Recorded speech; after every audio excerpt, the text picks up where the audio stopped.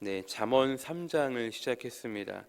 역시나 잠언 3장의 전체적인 큰 틀에서의 주제를 살펴보면 지혜로운 자가 누리는 영적인 복에 대해서 이야기하고 있습니다. 지혜로운 자가 누릴 복. 특히나 이제 오늘 본문 3장 1절부터 4절까지의 말씀 중에서 가장 핵심적인 말씀은 무엇이냐면 1절 초반에 나오는 나의 법을 잊어버리지 말고예요. 나의 법을 잊어버리지 말고. 여기서의 나의 법이란 무엇입니까?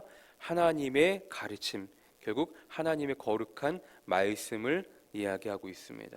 우리가 지난주에 2장 16절부터 22절까지의 말씀을 살펴보면서 하나님의 그 지혜가 우리를 어디에서 구원하여 주신다고 했습니까? 음란의 영에서 우리를 구원하여 주신다. 그런데 그 음녀의 가장 큰 죄악이 무엇이었죠? 2장 17절에도 나와 있죠. 그의 하나님의 언약을 잊어버린 자였다라고 기록을 하고 있죠. 여러분, 그런데 헷갈리시면 안 돼요. 물론 음란이 죄는 맞아요. 악한 죄입니다. 지난주에도 함께 말씀을 드렸지만 성경의 역사에서도, 우리가 살아가는 역사에서도 이 음란의 죄는 하나님이 볼 때 너무나 악한 죄예요. 하나님 너무나 싫어하시는 죄예요. 그런데 그 음란이라는 죄 역시 그냥 수많은 죄악이라는 열매 중에 딸려있는 죄악에 불과합니다. 무슨 말이냐? 그 죄의 본질을 알아야 한다라는 거예요. 결국 그 수많은 죄의 본질은 무엇입니까? 결국 하나님의 언약을 잊어버리는 거예요. 하나님의 언약을 잊어버리는 거. 구약의 이스라엘 백성들이 출애굽의 과정 가운데 얼마나 하나님 앞에 수많은 범죄를 많이 저질렀습니까? 얼마나 범죄하는 모습들이 많았습니까? 거의 흡사 단기 기억 상실증에 걸린 것이 아닌가 의심스러울 정도로 하나님 앞에 불순종하고 불평하고 원망하고, 그럼에도 불구하고 하나님은 그들의 부족함을 다 일일이 다 채워주셨잖아요. 그럼 또 하나님께 감사하고 기뻐하고, 또 그렇게 살다가 뭔가 마음에 안 드는 것이 있으면 또 불평하고 원망하고 범죄한 모습. 여러분, 그런데 이런 모습들이 결국 우리들이 살아가는 모습이라는 거예요. 그래서 역시나 잠언 3장을 시작하면서 솔로몬은 하나님의 그 지혜를 대변하면서 가장 먼저 어떠한 말씀으로 시작합니까? 나의 법을 잊어버리지 말라. 그렇죠? 그리고 네 마음으로 나의 명령을 지키라 이야기하잖아요. 여러분, 잊지 않을 때 우리들은 하나님의 명령을 지켜 행할 수가 있는 거예요. 잊어버리면 무슨 소용이겠습니까? 그렇죠? 우리가 하나님의 가르침들을 잊지 않을 때 내 마음으로 하나님의 그 말씀과 명령들을 지켜 행할 수 있다라는 거예요. 여기서 이야기하잖아요. 내 마음이 아니라 뭐예요? 네 마음으로, 네 마음으로, 그렇죠? 네 마음으로 나의 명령을 지키라. 여러분, 결국 신앙생활은 누군가가 대신 해줄 수 있는 것이 아니잖아요, 그렇죠? 누군가를 위해 기도할 수는 있겠죠. 누군가가 나를 위해 충고해 줄 수는 있겠죠. 그런데 아무리 다른 사람들이 나를 위해 열심히 기도한들 내가 하나님 앞에서 변하지 않으면, 인격적으로 내가 하나님 만나지 않으면 달라지는 것은 없다라는 거예요. 내가 하나님을 인격적으로 만나지 못하면 내 신앙으로 살아갈 수가 없다라는 거예요. 결국 신앙생활은 내가 해야 한다라는 것입니다. 남의 신앙 고백이 아니라 나의 신앙 고백으로 살아가는 게 신앙 고백이에요. 나의 신앙생활인 줄 믿으시길 바랍니다. 그래서 솔로몬은 이야기합니다. 네 마음으로, 네 신앙으로 하나님의 말씀들을 지켜 행하라고 이야기합니다. 그럴 때 어떠한 복을 주십니까? 2절 보세요. 그리하면 그것이 네가 장수하여 많은 해를 누리게 하며 평강을 더하게 하리라. 세상적으로 보면 이러한 큰 축복을 받기 위해서는 어마어마한 대가 지불이 필요합니다. 어마어마한 돈을 갖다 쏟아 부어야 합니다.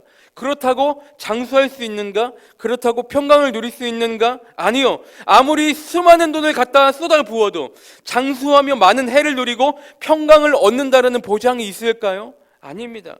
설령 누가 그렇게 해준다 한다 한들 그것에 상응하는 어마어마한 희생과 대가 지불이 필요할 것입니다. 그런데 하나님이 우리에게 원하시는 것은 무엇입니까? 그저 잊지 말고 네 마음으로 나의 명령을 지켜 행하라는 거예요. 안 지킨다고, 못 지킨다고 안 주실 분도 아니고 결국은 하나님 앞에서 우리의 태도인 거예요. 태도, 자세. 어떻게든 하나님의 그 말씀 붙들고 살아가려고 노력하고 발버둥 치고 애를 쓰며 살아가는 것. 그렇게 살아가겠노라고 우리가 열심히 막 그렇게 발버둥 치면서 애를 쓰면서 길을 쓰며 살아갈 때 하나님 그런 자에게 은혜 주시는 거예요. 그렇게 지켜나아갈 수 있는 힘과 능력을 주시는 겁니다. 잠언 4장 23절에 이렇게 기록하죠. 모든 지킬 만한 것 중에 더욱 네 마음을 지키라. 생명의 근원이 이에서 남이니라 그러잖아요. 결국 하나님의 말씀들을 잊지 않고 그것들을 내 마음판에 잘 새겨서 잘 지킬 때에 장수의 복과 평강의 복을 더하게 해주시겠다라고 말씀을 통해 약속을 해주고 있는 거예요. 여러분 십계명에서도요 보면 부모를 공경하면 장수하고 많은 축복을 주시겠다라고 약속하잖아요. 그렇죠?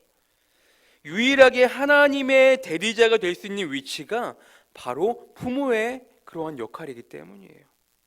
이처럼 영원한 하늘 아버지 되시는 하나님 앞에 하나님을 마음 다해 사랑하고 신뢰하고 그 하나님을 경외하는 삶을 살아갈 때에 하나님은 그런 나의 마음을 지키시고 인도하시고 축복해 주신다는 사실을 잊지 마시기를 바랍니다. 그래서 3절에도 이렇게 기록하죠. 인자와 진리가 내게서 떠나지 말게 하고 그것을 네 목에 매며 네 마음판에 새기라.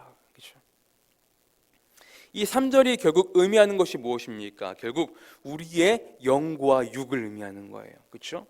그것을 네 목에, 우리의 육에, 그리고 네 마음판에, 우리의 영에 새기라는 거예요. 네 목에 매며 네 마음판에 새기라 그러잖아요. 결국 우리의 영과 육이 늘 하나님의 인자하심과 사랑으로 치장이 되어 있어야 된다라는 거예요. 그래서 하나님이 보시기에도 사람들이 보기에도 그리스도인답게 하나님의 자녀답게 그렇게 살아가야 한다라는 것입니다. 그럴 때 어떻게 하신다고 합니까? 4절을 보시면 그리하면 네가 하나님과 사람 앞에서 은총과 귀중히 여김을 받으리라. 아멘. 그렇죠. 결국 우리의 영은 하나님의 앞에서, 우리의 육은 사람 앞에서 은총과 귀중히 여김을 받게 될 것이다. 그렇죠. 놀라운 축복이죠. 놀라운 축복인 거예요. 그런데 이러한 축복들은 내 힘으로 얻을 수 있는 것들이 절대 아니라는 것이죠. 내 힘으로 얻을 수 있다라고 착각하는 사람들은 항상 수고하고 무거운 짐만 지고 갈 것이나 하나님을 신뢰하고 주님의 말씀 순종함으로 지켜 행하는 자들에게는 하나님께서 모든 것들을 다 책임져 주실 것입니다. 여러분 오늘 말씀을 통해 우리가 적용해 봐야 될 것은 무엇입니까? 그럼 나는 하나님의 말씀을 잊지 않기 위해 지켜 행하기 위해 내가 하고 있는 영적인 노력들은 무엇인가? 하나님의 말씀들을 내 마음판에 새기지는 못하면서 그저 남들에게 보이기 위한 신앙의 목걸이만 내가 치장하고 다니지는 않았는가? 그렇죠. 그것들을 내가 돌아보고 점검하시기를 바랍니다. 내 자신을 보고 내가 하나님 앞에서 어떠한 모습으로 내가 살아가고 있는가? 그렇죠. 내가 잘 알 거예요. 본인 스스로가 정말 잘 알 거예요. 내가 지금 어떠한 삶을 살아가고 있는가? 하나님 보시기에 내가 지금 어떠한가? 내 스스로가 정말 잘 알고 있을 거라고 생각합니다. 오늘 하루도 우리에게 주신 귀한 하루 우리가 주님께 우리의 시선을 고정하기를 소원합니다. 주님의 시선이 우리에게 머물러 있을 때에 우리도 주님 앞에 더 잘해야 될 때라고 생각이 되어집니다. 그리하여서 늘 좋은 것으로 주시고자 하시는 하나님 앞에서 오늘도 나의 삶으로 영광 올려드릴 수 있는 귀하고 복된 지혜로운 하루의 삶을 되시기를 주님의 이름으로 간절히 축원합니다.